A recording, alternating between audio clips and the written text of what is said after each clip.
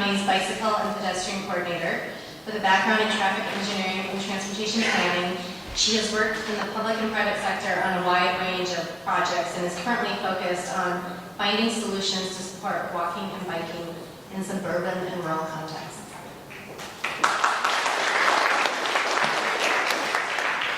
All right, let's hear it for the suburbs. Mine on frontier, so we welcome all of your efforts and creative thoughts in helping us find solutions for that. So I'm going to be really quick about this. Maybe it's the engineering me. I don't want to give you too many points, but get to the meat of it and then move on. So I wanted to first of all start in the left-hand corner. We have 430 miles of urban collector and arterial roadways. These again are what we commonly think of as our regional connections. These are where people access transit. These are where you can go long distances across from one city to another. But as you can see, our system is very incomplete. Only 56% have sidewalks on both sides. 38% have bike lanes on both sides. So we have a very incomplete system. So how do we overcome that?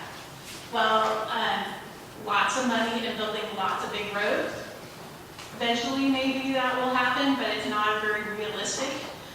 We do have opportunities to build these enhanced bikeways, that protected bikeways as opportunities come up, but when we have limited funds, there's other avenues to look at. And I think one of the key parts of that is looking at local connections, local bike and pedestrian. One of the things we know about in the suburbs that there are indeed people walking and biking, and there's quite a few of them that are doing that, but they're riding and walking primarily for recreation and fitness. And so we want to transition those people from recreation and fitness to transportation, but we're not going to get them to ride their bikes across the county from Tigard out to Hillsborough. That's not what we're going to be looking at people doing. So really our goal is to really get people to look at their local area and replace those short trips. And this is from Metro.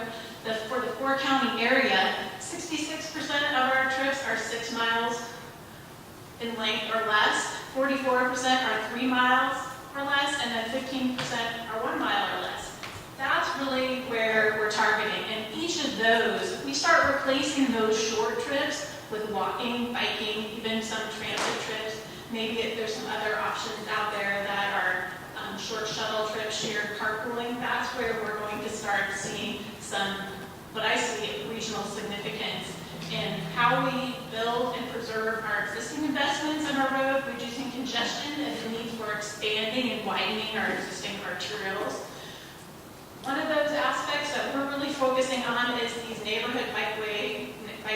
It's a concept plan to get people in their neighborhood out and exploring, replacing those car trips to the school, to the grocery store, to the park with walking and biking trips. So increasing our 3 key areas is increasing connections to destinations and transit. Very, very basic, but a challenge sometimes in a suburban type environment. Filling in gaps in the arterial and collector system. This can be done with our local roads. That mile of missing bike lane on an arterial is very expensive, but a mile through a neighborhood with some wayfinding and signage is much cheaper and can bridge that gap, at least temporarily, until we get an opportunity to build out that nice system on the arterial and collector. And then really, the idea for us is really just to get more people out walking and biking from a safety, health, economic point of view, getting people out walking and biking in their neighborhoods, not necessarily having to go clear across the county, but it's a good start to shifting that recreation to transportation thoughts, culture, and really getting people to know their neighborhood and the local amenities that are really within walking and